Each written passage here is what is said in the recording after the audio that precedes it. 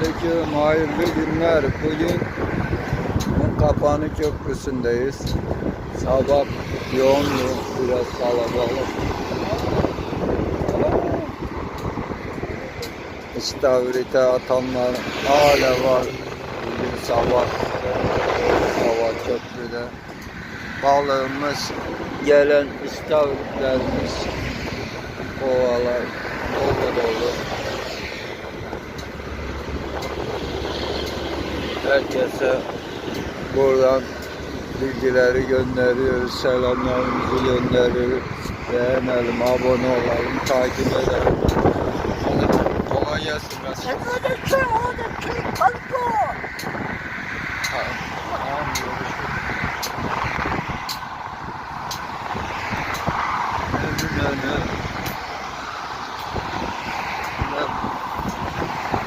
Demesine göre bir balık yok, çıkmıyor.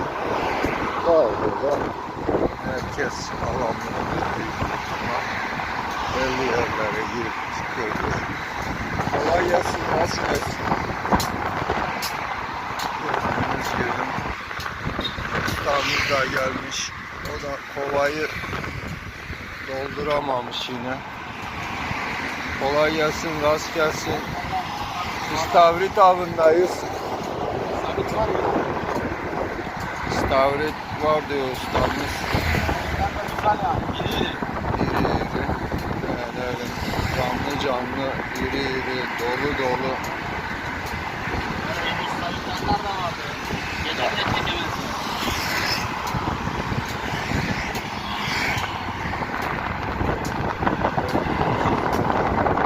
Saat şu an öğlen vakti. Tam öğlen. Kolay gelsin. Bizim de Çinekop'la sarı kanatımız burada. Toplam 10 küsür tane çıktı işte akşam. Yine 16-17 gün oluyor işte. Boş çekmedim. Birini aldım. Kolay gelsin. Rast gelsin.